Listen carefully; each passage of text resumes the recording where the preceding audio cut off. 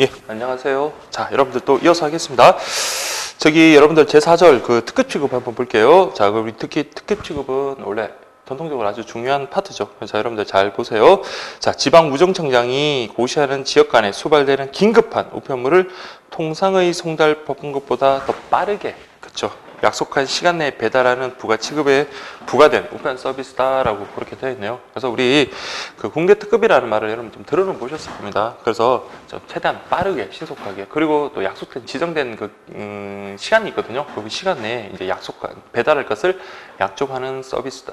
배달할 것을 약정한 그런 서비스다 이렇게 보시면 됩니다.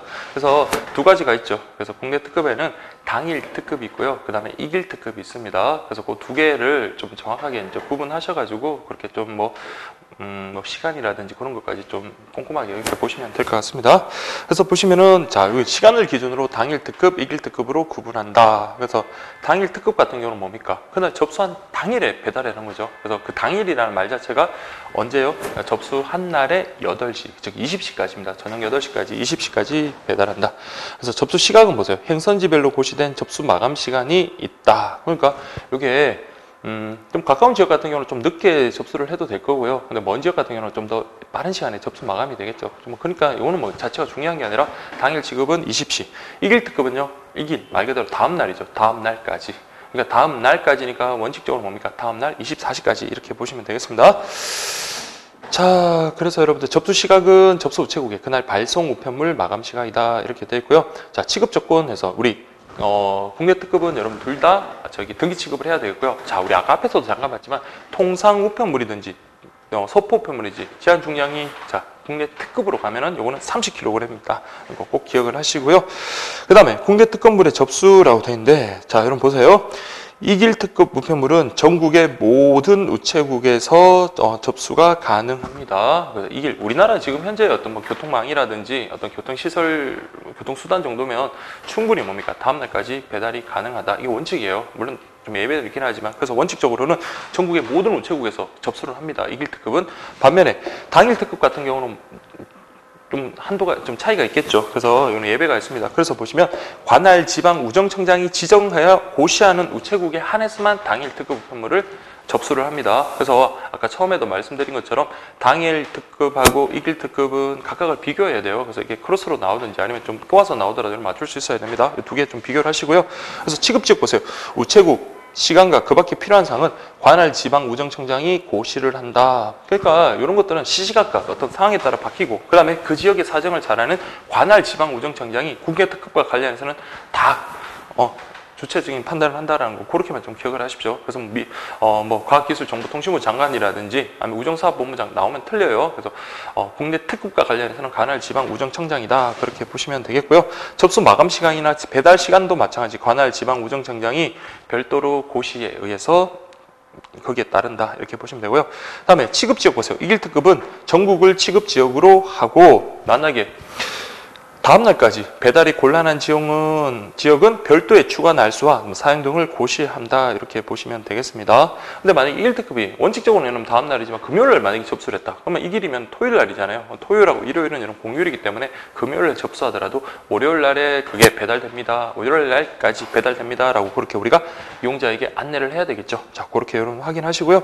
자, 이제 보시면 당일 특급 보세요. 서울시와 각 지방 주요 도시 및 지방 주요 도시를 기점으로 한 지방 도시에서 지역 내로 가는 관할 우편물로서 관할 지방 우정청장이 지정 고시하는 지역에 한정한다. 그러니까 당일 특급 같은 경우는 자, 말 그대로 뭡니까? 접수한 날부터 8시니까 그날 당일 8시이기 때문에 이런 거점 도시들 있죠. 이런 게 교통망이라든지 이런 것들이 체계가 잘 갖춰진 지역에 한정한다. 그게 맞겠죠. 그래서 예외한 보세요. 다만 행정자치부의 시군 통합에 따라 기존 국내 특급으로 취급 지역 중 광역시의 군지역이나 그러니까 광역시는 광역시인데 이게 광역시화되면서 원래는 그게 군이었어요. 그게 뭐 대구 광역시 달성군처럼 군이 이렇게 된 지역 같은 경우나 아니면 도농 복합 지역의 시의 읍면 지역 그러니까 여러분들 지금 보시면 도농복합지역에 보면 행정구역상 시예요. 그렇지만 주소지를 보면 무슨 시, 무슨 읍 뭐 이런 식으로 된 데 있잖아요. 그런 지역은 아무리 어떤 행정구역상 지역 거점 도시로 이렇게 주소 편제가 그렇게 돼 있다 하더라도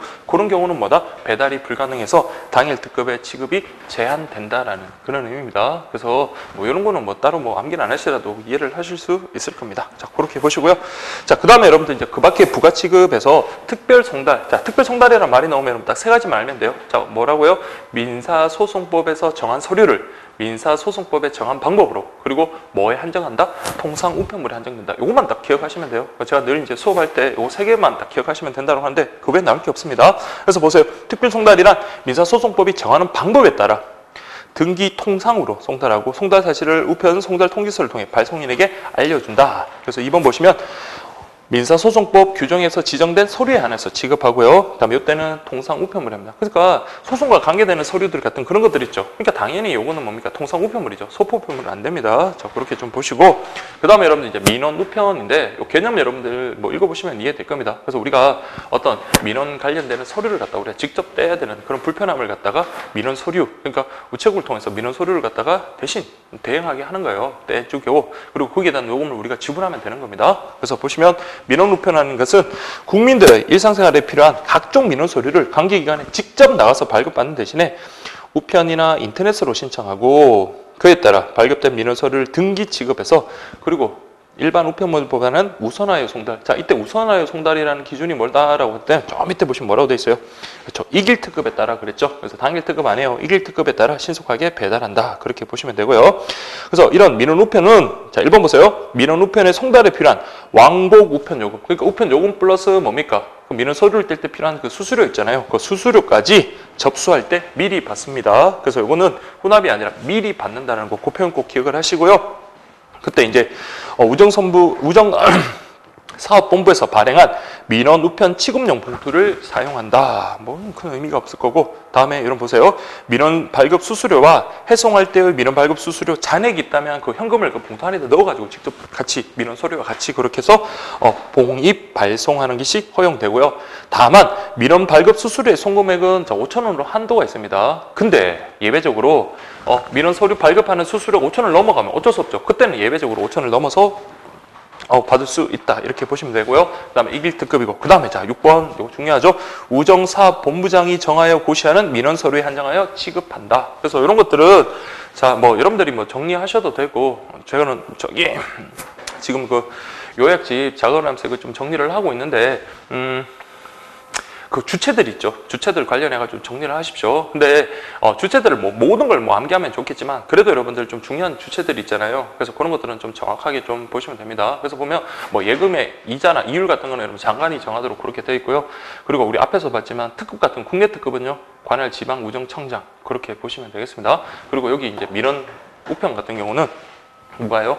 우정사업본부장이 정한다. 그래서 이렇게 생각했죠. 민원 우편 같은 경우는 뭐 각 지역의 어떤 뭐 사정 그런 걸 고려하기보다는 전국적으로 이렇게 민원 서류 어떤 것을 취급한다라는 것을 또 어떤 정도 통일을 기할 필요가 있겠죠. 그래서 이런 거는 그 우정사업본부장이 그렇게 정하여서 고시한다라는 거 그렇게 보세요. 그래서 6번 우정사업본부장이 정하여 고시하는 민원 서류에 한정하여 취급한다. 그러니까 모든 민원 서류를 취급하는 게 아니라 우정사업본부장이 그때 이렇게 고시 이렇게 하는 거 있잖아요.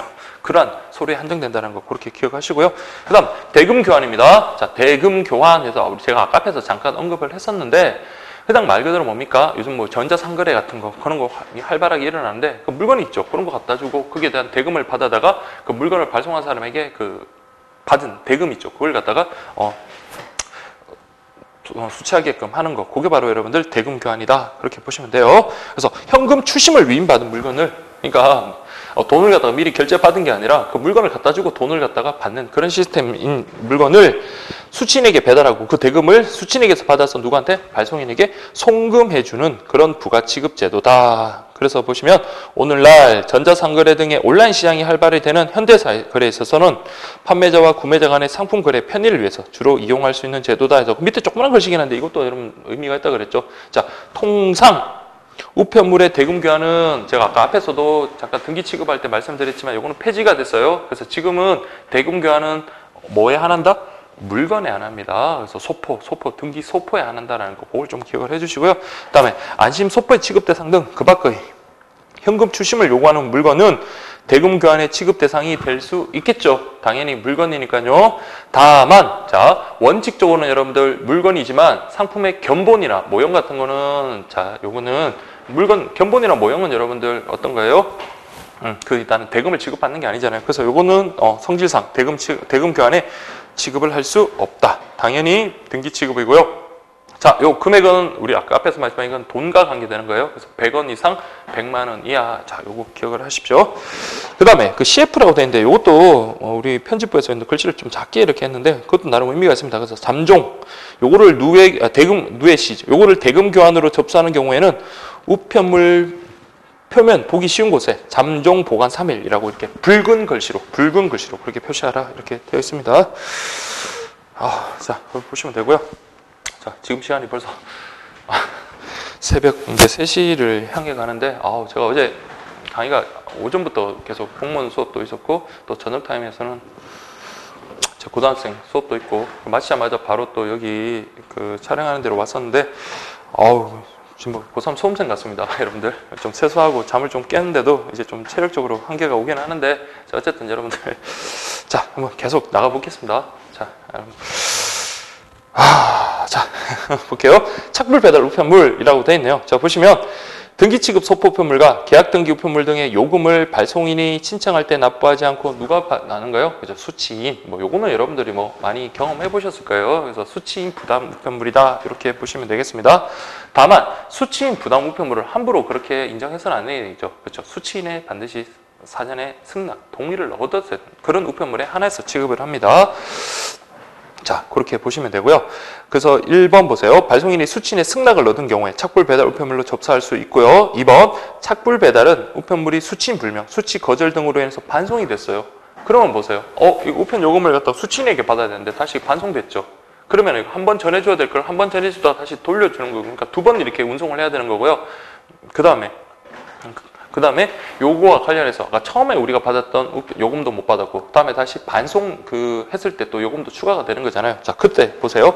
발송인에게 우편 요금뿐만 아니라 뭐까지? 반송 수수료를 접수한다. 그렇게 봤습니다. 자, 이게 원칙이고요. 다만 자, 뭐라고 되냐? 맞춤형 계약 등기라고 되네요. 맞춤형 계약 등기 여기서 한번 들어보셨죠? 우리 아까 앞에서 저기 했었잖아요. 그래서 맞춤형 계약 등기 해가지고 계약 등기에는 일반형이 있고 맞춤형이 있다. 그래서 일반형, 맞춤형. 그래서 맞춤형 하면 여러분 위에 거예요, 밑에 거예요? 밑에 거 있죠? 밑에 거 관련해서는 그 어떻게 나눕니까? 기본 통상 우편 요금의 10배를 초과하는 경우죠. 10배 초과하는 경우고 이때는 1회나 월 발송 물량에 제한이 없고 표준 요금이 적용된다. 이런 식으로 바로 나와야 됩니다. 그때는 자 보세요. 우편 요금하고 반송 수수료를 다 받는 게 아니라 뭐만 받는다고 되어 있습니까? 우편 요금만 징수한다는 거 꼭 기억을 하십시오. 그래서 우편 요금만 징수한다. 그래서 요거 문제 내기 참 좋습니다. 그래서 이 부분은 문제 내기가 참 좋으니까 여러분 잘 정리를 하시고요. 저도 예전에는 잘 몰랐는데 자, 공부를 할 때 제가 느꼈던 거하고 그 다음에 문제집이라든지 이런 것들 모의고사라든지 그런 거를 만들 때 그냥 이렇게 눈에 보이는 것도 이렇게 만들 수도 있긴 하겠지만 좀 특히 이제 제가 모의고사 같은 거 만들 때는 되게 좀 심혈을 저 나름대로 좀 기울인다고 생각을 하거든요. 그래서 아무래도 수업을 하면서 이렇게 만들기도 하고 학생들의 이제 반응이라든지 학생들이 좀 어려운 부분을 바로바로 그때그때 수업 끝나고 이렇게 만들기 때문에 하면서 출제자 입장에서 여러분들이 무슨 공부든지 그렇게 하면 좋을 것 같아요. 그래서 객관식이기 때문에 객관식으로 문제가 만들 수 있는 게 딱 좀 정해져 있는 것 같아요. 그래서 아무리 이게 중요하다 그래도 객관식으로 문제를 만들면 되게 쉬운 문제가 있고요. 근데 객관식으로 문제를 만들었을 때 참 애매하게 꼬아낼 수도 있고 좀 여러분들 헷갈릴 수 있는 그런 부분이 있는데 이 부분이 딱 그렇습니다. 그래서 맞춤형 계약 등기를 갖다가 일반형 계약 등기 이렇게 바꿀 수도 있고요. 그 다음에 그 우편 요금을 갖다가 징수하는 게 아니라 그 우리 반송 수수료 있잖아요. 그런 것들을 갖다가 징수한다. 이런 식으로 꼬아낼 수 있는 그 참 좋은 지문이니까 그렇게 여러분들이 확인하시면 되겠습니다. 자, 밑에 이제 그 개념 확인 문제는 여러분들이 확인해 보시고요. 자, 그 다음에 여러분들 그 밖에 우편 서비스라고 되어 있는데 이 부분은 쉽습니다. 그래서 지금 기존에 여러분들 특산물, 꽃배달, 생활마트, B2B 제철 식품, 전통시장 이 부분에서 우리 하나 더 추가됐죠. 그래서 지금은 창구 판매가 이번에 개정판에 더 수정화가 됐습니다. 그래서 창구에서 우편 우체국 쇼핑 상품을 즉시 판매하는 서비스도 지금 우체국에서 가능하다는 거. 특히 여러분들이 주목해야 되는 거는 우체국 여러분들 쇼핑과 관련해서는 지역 특산물, 그 다음에 중소기업 제품을 갖다가 다뤄준다는 거, 대기업 제품 다루는 거 아니에요. 그래서 잘 갖춰진 그 유통망하고 그 다음에 체계적인 조직화 속에서 우리 지역의 어떤 특산물이라든지 중소기업 제품 그런 것들을 좀 육성하기 위한 목적으로 지금 이런 특산품, 꽃배달, 생활마트, B2B, 제철식품, 전통시장, 창구 판매 그런 것들을 한다라는 거 그렇게만 보시면 되겠습니다. 자, 그렇게 보시고요. 그 다음에 여러분들이 또 보셔야 될 게 그 45페이지 보시면 전자우편 서비스. 자, 이렇게 보시면 되겠습니다. 자, 전자우편. 전자우편이라는 건 여러분들 자 일단 개념 자체에서 여러분들 어떤 의미가 있을지라는 것을 좀 추측이 가능할 거예요. 자, 보세요. 고객이 우편물의 내용물과 발송인, 수신인의 정보, 뭐 성명하고 주소겠죠. 그런 것들을 전산 매체에 저장하여 우체국에 접수하거나 아니면 인터넷 우체국을 이용하여 신청하면 되죠. 전자우편? 그러면 늘 인터넷 우체국으로 신청하는 거 아니야? 아닙니다. 이거는 우체국 창구에서도 전자우편 접수가 가능해요. 그러니까 우체국 창구나 인터넷으로 이렇게 접수를 하면은 그러니까 그 해당되는 내용은 뭡니까? 컴퓨터로 입력을 하는 거예요. 그리고 난 다음에 그걸 뭡니까? 내용물을 출력하고 그 다음에 봉투 제작까지 한 다음에 우리 그 수취하는 사람들 있죠. 수취인에게 그것을 전해주는 그런 시스템을 갖다가 우리 전자우편 서비스다 이렇게 보시면 되겠습니다. 특히 그 다량의 물건을나 아니면 뭐 광고 같은 거 그런 거 보낼 때 이런 거 이용하면 참 좋겠죠. 그래서 여러분 개념 특히나 이거 접수 전자우편은 그냥 뭡니까? 내용물을 우리가 컴퓨터에 입력을 해가지고 그것을 출력해서 보내는 거지 반드시 인터넷 접수에 한정되는 거 아니라는 거 그거 좀 잘 기억을 해주시고요. 방법에는 봉함식도 있고 접착도 있고 자, 그림 엽서도 있습니다. 그래서 반드시 여러분들 봉함식 같은 그게 한정되는 거 아니고요. 그래서 엽서도 이게 가능하다는 거 그렇게 좀 보시고요. 그 다음 전자우편이니까 당연히 여러분들 이거는 뭐예요? 물건 아니죠. 물건을 어떻게 출력합니까? 뭐 3D 프린터기도 가능할지 모르겠지만 어쨌든 물건은 안 되고 통상 우편물에 한정합니다. 그래서 통상 우편물로서 취급 방법에 따라 일반 우편물과 등기 우편물로 나누어지며 라고 되어 있는데요. 자, 이 부분 이번에 모의고사를 한번 냈는데 많은 분들이 틀리더라고요. 그래서 좀 구분하십시오. 전자 우편 하면 자, 여러분들 뭐에 한정된다고요? 통상 우편물에 한정됩니다. 근데 이 통상 우편물이라면 뭐가 가능하다? 그렇죠. 일반 통상 우편물도 가능하고 등기도 가능하다라는 거. 그럼 소포는요? 아예 안 되니까 소포는 그 자체가 취급 대상이 아니니까 뭐 일반이든 등기든 당연히 안 되겠죠. 그래서 이거 꼬아낼 수 있습니다. 그래서 좀 조금 꼬아내니까 학생분들이 정말 많이 틀리더라고요. 그래서 요거 여러분들 잘 정확하게 좀 정리를 하십시오. 그래서 전자우편은 통상 우편물에 한정, 통상 우편물이라면 일반 등기 다 가능하다는 거. 그래서 여러분 보세요. 취급 방법에 따라 일반 우편물과 등기 우편물. 제가 여기는 그 취급 방법에 따라라고 거기에다 제가 좀 음영 표시를 했는데 그 옆에 일반 우편물, 등기 우편물 같이 여러분들 좀 체크를 하시고요. 그 다음에 반송이 불필요하다라는 것은 고객이 원하는 경우에 적용한다. 그래서 이때 전자우편에서 우리가 적용할 수 있는 서비스 보세요. 내용 증명도 전자우편 가능하고 그 다음에 계약 등기 또 나오네요. 계약 등기도 가능하고 그 다음에 한지 서비스 그러니까 좀 고급스러운 종이 있잖아요. 일반 A4지 같은 그런 게 말고 저기 한지 같은 거 그런 것도 우리가 요구를 하면은 가능하답니다. 그래서 그렇게 좀 보시면 되겠습니다. 그래서 우리 전자우편 서비스와 관련되는 기타 서비스 해가지고 동봉 서비스 이렇게 지금 되어 있네요. 동봉. 자, 동봉이라는 건 뭡니까? 뭐 추가를 해서 더 같이 함께 넣는 걸 말하는 거죠. 그래서 보세요. 동봉 서비스는 봉함식 전자우편을 이용할 때 또 동봉이 되려면 봉함식이어야겠죠. 뭐 엽서에다가 동봉을 할 수가 있으니까 봉함식 전자우편을 이용할 때 내용문 외에 다른 인쇄물을 추가로 동봉하여 보낼 수 있는 서비스다라고 되네요. 이거 무료로 해주는 거 아니에요. 그래서 체크를 하십시오. 별도의 수수료를 내야 하며 자, 이때는 여러분들 꼭 기억하십시오. 아까 우리 전자우편은 인터넷 접수, 우체국 접수 모두 가능하지만 동봉 서비스를 이용할 때는 반드시 뭐다? 우체국 창구에서만 접수를 해야 된다라는 거 그렇게 꼭 기억을 하십시오. 자, 이거 중요합니다. 그 다음에 맞춤형 서비스와 관련해서 다량으로 발송을 할 경우 표면이나 그림 엽서의 발송인이 원하는 로고나 광고를 이렇게 인쇄해서 서비스. 그러니까 이런 것들도 서비스 가능하다는 거예요. 그러니까 자기가 원하는 문안 같은 거나 지금 광고 같은 그런 거 쓰는 것도 전자우편으로 가능하다. 그래서 봉함식 서비스하고 맞춤형 서비스 둘 다 전자우편에서 가능하고요. 그 봉함식 서비스 같은 경우는 반드시 계속 제가 말을 하는데 우체국 창구에서 가능하다. 이렇게 보시면 되겠습니다. 자, 요 옆에 뭐 앞에 좀 뭐 같이 이제 수업 받으신 분들이 계시다면 같이 이렇게 막 떠들고 막 그렇게 하다 보면 또 신도 나고 재밌을 건데 혼자 지금 여기 제가 사무실에 있다 보니까 저도 솔직히 좀 지금 허리도 아프고 좀 지치면서 이렇게 하긴 하는데 지치고 그러긴 한데 아무튼 이런 식으로 계속 반복을 하셔야 돼요. 그래서 그 뭐 공부 방법에는 어떤 방법이 없습니다. 내 머릿속에 정확하게 기억해가지고 어쨌든 뭡니까 시험장에서 그것을 갖다 현출할 수 있는 방법, 그게 이제 가장 좋은 방법이잖아요. 그래서 계속 떠들든지 아니면 계속 어디 기록을 해서 계속 확인을 한다든지 아니면 뭡니까 계속 비슷한 것들끼리 잘 정리를 해가지고, 그러니까 이런 정리된 문화 것을 통해서 역으로 출제자의 입장으로 한번 대변을 해가지고 그렇게 공부를 하신다든지, 아니면 객관식 문제 있잖아요. 그러니까 좀 정평이 나 있는, 뭐 지금 제 우편금융상식은 제가 아무리 돌아봐도 정평이 나 있는 문제집은 없을 겁니다. 이게 뭐 공부도 되고, 그리고 제가 문제집을 예전에 좀 되게 열심히 한번 만들었었거든요. 그 예전 그 2006년도, 16년도에 만들었을 때, 그때 이제 좀 참고 그 전에 나왔던 문제집에 대해서 좀 저도 이제 처음 이제 만들 때인데 회의감을 많이 느꼈어요. 물론 이제 시간적인 제약 때문에 많은 다른 쪽에서도 급하게 만든다고 그렇게 됐기는 했지만 문제 자체가 너무 있잖아요. 그래가지고 뭐라고 제가 평을 할 수는 없겠지만 물론 저도 물론 마찬가지겠죠. 근데 그런 거 보니까 좀 더 열심히 한번 잘 만들어 봐야 되겠다라는 그때 생각이 들어가지고 예전에 한번 그렇게 만들었었는데, 그러니까 가급적이면 많은 문제집을 푸는 게 좋은데 또 오히려 보면 좀 너무 좀 이렇게 시간 낭비 같은 그런 문제집 그런 것들은 피하고, 그래서 그런 문제집을 통해 가지고 오히려 뭡니까 어느 정도 기본 정리가 되면 문제집에다가 막 그런 것들 문제를 풀면서 필요한 부분 가필하면서 그렇게 정리를 하셔도 되기는 됩니다.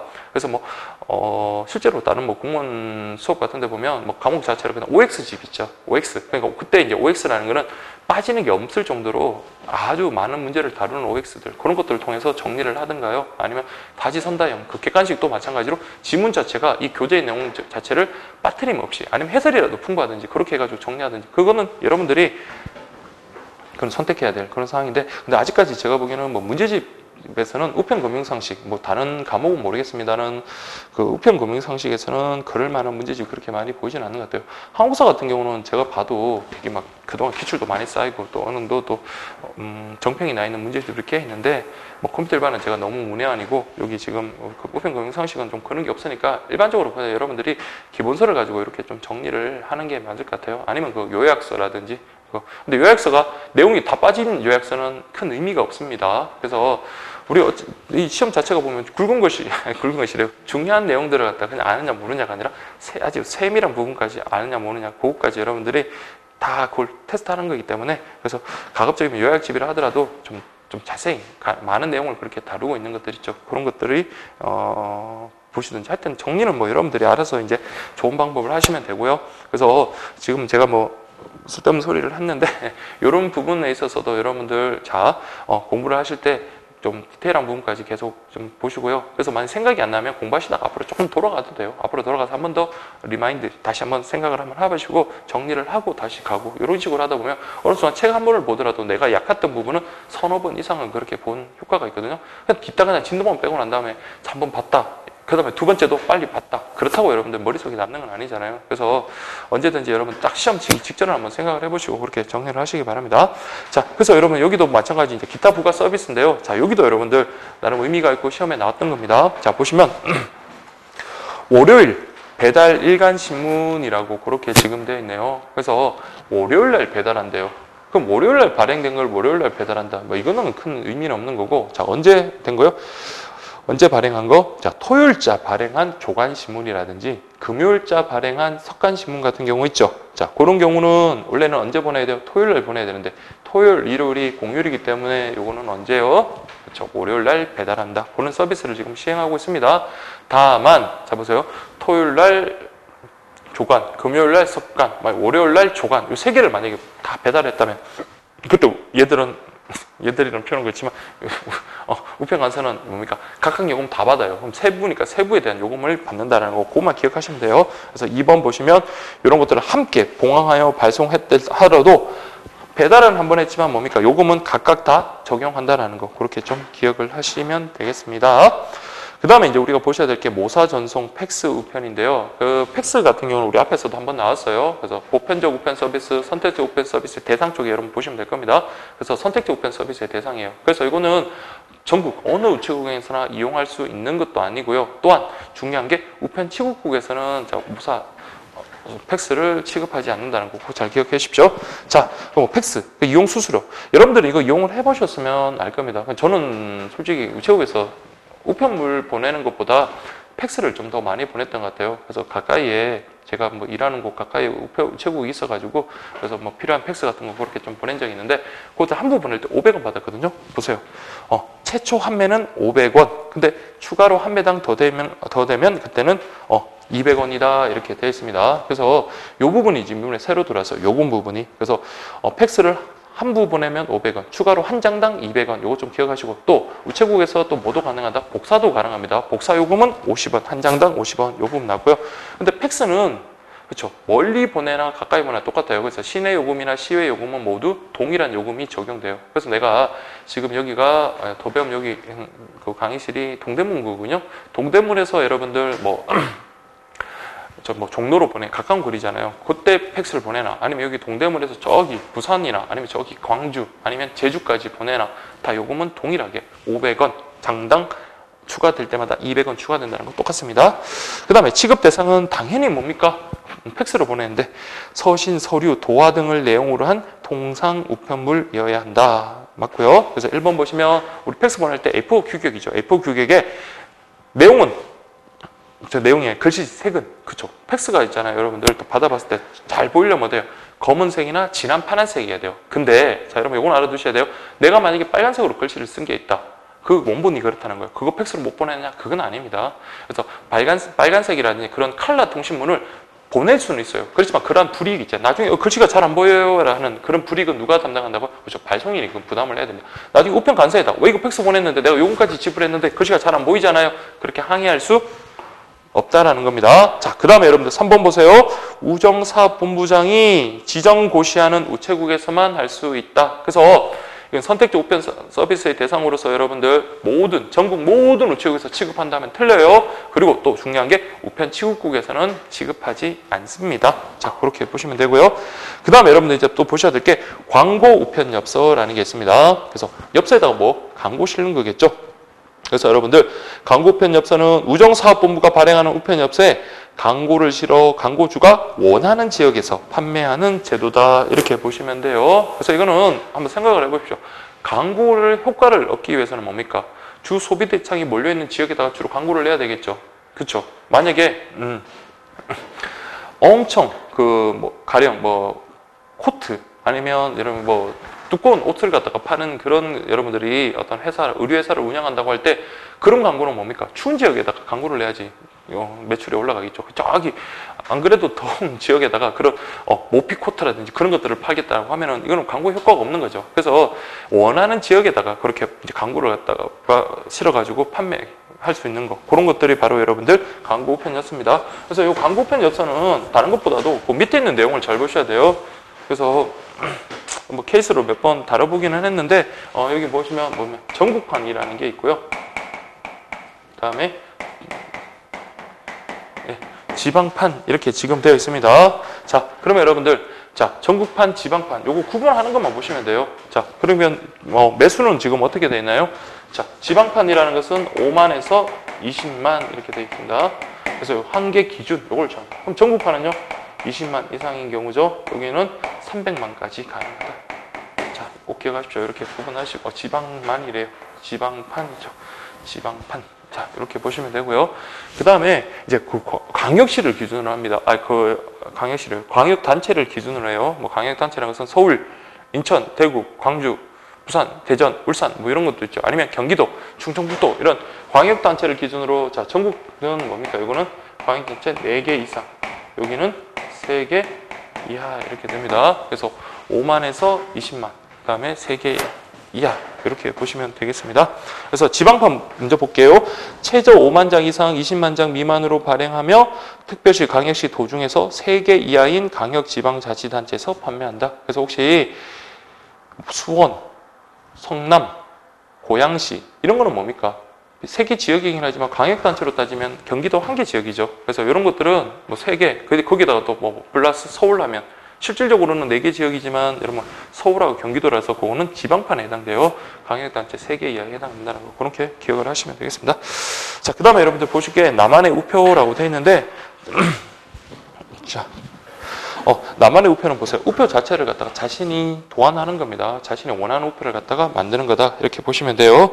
그래서 나만의 우표는 개인의 사진이나 기업의 로고, 광고 등 고객이 원하는 내용을 우표를 인쇄할 때 피워놓은 여백에 인쇄하여 신청 고객에게 판매하는 맞춤형 우표 서비스다. 이렇게 되어 있네요. 그래서 이것도 뭐 개념 정도 이렇게 보시면 돼요. 근데 다만 뭐 자신의 사진을 갖다가 뭐 그렇게 하는 건 상관이 있겠지만 다른 뭐 특정인이 작업한 사진이라든지 멋진 뭐 이미지 같은 거 있죠. 그런 거는 어떤 저작권 그런 문제가 있기 때문에 반드시 사용 권한이 있는 경우에야 한다라는 거 그 정도만 보시면 됩니다. 그래서 이 부분에서는 시험에 나올 만한 건 제가 다 음영 처리라든지 그게 밑줄을 다 그었거든요. 그래서 뭐 새로 바뀐 부분도 마찬가지고 나중에 시간이 여러분들 뭐 좀 적다 그러면 그 부분만 빨리 보시면 돼요. 그래서 그 부분만 보시면서 뭐 요약집 대시해서 그렇게 보셔도 되고, 그러니까 여기도 키워드 위주로 그렇게 좀 보시면 됩니다.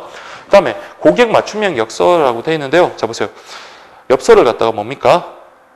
고객이 원하는 그림, 통신문과 함께 발송인과 수취인의 주소, 성명, 통신문 등을 인쇄하여 발송까지 대행해주는 서비스다. 그게 여러분들 고객 맞춤형 엽서. 그러면 고객 맞춤형 엽서 그러면 엽서 자체를 갖다가 고객이 원하는 대로 우리가 제작을 해서 심지어 뭐까지도 발송까지도 해줄 수 있구나. 근데 발송까지는 언제 해주냐면 잘 보세요.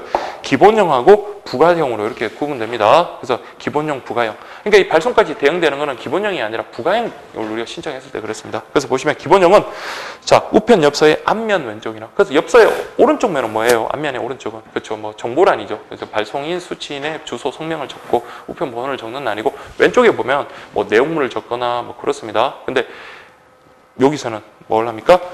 우편 엽서의 앞면 왼쪽이나 뒷면 한 곳에 앞면 왼쪽이나 뒷면 한 곳에 이렇게 합니다. 그러니까 이건 양쪽 다 해주는 게 아니에요. 그래서 한쪽에 한 곳에 그러니까 이건 둘 중에 하나에 고객이 원하는 내용을 인쇄하여 신청 고객에게 판매하는 서비스로서 앞면 왼쪽에 고객이 원하는 내용을 인쇄하는 경우에는 희망 고객에 한하여 우리 발송인이나 수취인 주소 성명을 함께 인쇄한다.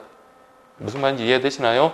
그러니까 뒷면에다가 원하는 걸 할 때가 아니라 앞면이 뭡니까? 그거 한번 인쇄할 때 뭡니까? 주소까지 같이 인쇄하겠다는 거예요. 그래서 앞면 왼쪽에 고객이 원하는 내용을 인쇄하면 무조건 그런 건 아니지만 희망 고객에 한해서 뭐까지도 우리가 발송인이나 수취인의 주소, 성명 그런 것들까지도 함께 인쇄해 주겠다라는 게 바로 기본형. 알겠죠? 기본형이라는 것은 엽서의 앞면, 뒷면 둘 다 해주는 게 아니라 한쪽만을 갖다가 뭐 원하는 로고라든지 그림이라든지 그런 것들을 인쇄해 주는데 만약에 앞면 왼쪽에다가 그런 걸 하면 때는 주소나 성명 같은 그런 것들도 같이 인쇄해 준다는 거 그렇게 좀 보시면 되겠고요. 그다음에 부가형 같은 경우는 보세요. 차이 우편 엽서의 앞면 왼쪽 과라고 됐어요. 그러면 엔드죠. 그럼 양쪽 다 해줍니다. 뒷면에다가 고객이 원하는 것 그런 거 인쇄해 주는 서비스고요. 이때는 뭡니까? 앞면도 인쇄가 되니까 이것도 원하는 고객에 대해서 발송인, 수취인의 주소, 성명, 통신문까지 함께 인쇄해 주고 이때는 뭐까지도 발송 대행까지도 해주는 게 바로 부가형이다라는 거 딱 정의되시죠? 그렇게 구분하시면 되고요. 다음에 우체국 축하 카드입니다. 자, 축하 카드는 자, 여러분 보세요. 축하 감사의 뜻이 담긴 축하 카드를 한국우편사업진흥원 또는 배달 우체국에서 만들어서 수취인에게 배달하는 서비스인데 자, 여기 보세요. 접수 장소는 다 가능합니다. 그래서 축하 카드라는 것은 자, 여러분들 모두 가능해요. 그래서 모두 가능하다는 거 꼭 기억하십시오. 그래서 접수가 모두 가능하다고요. 그래서 인터넷으로 접수하든지 방문하든지 예부라든지 가능합니다. 특히나 우편 취급국에서도 가능합니다. 우리 앞에서 봤던 모사 전송 서비스, 팩스 같은 경우는 우편 취급국이 재배됐던 것과 비교를 하셔야 돼요. 자, 그렇게 여러분들 보시고 또 여기도 보세요. 우체국 축하 카드는 아까 전자우편과 마찬가지로 뭐니까 동상우편에 한정돼요. 축하 카드잖아요. 물건을 보내는 게 아니잖아요. 근데 이때도 일반하고 등기 모두 가능하다. 자, 그래서 여러분들이 만약에 제 생각으로 시험에 나온다면 등기로 반드시 취급해야 되는 경우가 있을 수 있고 그다음에 등기나 일반이나 선택해서 할 수 있는 것들이 있죠. 아까 우리 전자우편이나 지금 보는 우체국 축하카드 이런 것들은 뭡니까? 일반이나 등기 모두 가능합니다. 자, 일반 등기. 그리고 밑에 있던 인터넷 우편도 마찬가지죠. 그래서 이런 것들을 여러분들이 좀 잘 정리를 하셨으면 좋겠어요. 반면에 보험 취급이라든지 아니면 특별 송달 우리 앞에서 봤던 그거는 반드시 어떻게 해야 돼요? 등기 취급해야 되겠죠. 그래서 그런 것들 잘 비교를 하시고요. 그래서 우체국 축하 카드는 일반 통상우편, 등기 통상우편 모두 가능하며 자, 당일 특급 이것도 가능하다는 거 꼭 기억하십시오. 그래서 급한 거 있죠. 오늘이 바로 사랑하는 연인 또는 가족의 생일이다. 그러면 바로 그렇게 할 수 있어야 되겠죠. 당일 특급. 그 다음에 배달 증명 이런 것도 가능하겠죠. 그 다음에 단지 감사 인사 아니면 축하 인사 보내기보다는 거기다가 상품권이나 그런 거 같이 동봉하는 것도 가능하고요. 그러니까 미리 할 수 있는 예약 서비스도 가능하다. 그래서 다른 거는 뭐 상식적으로 그렇게 충분히 알 수 있겠고요. 특히 이제 당일 특급이 가능하다는 거 꼭 기억을 해주시고요.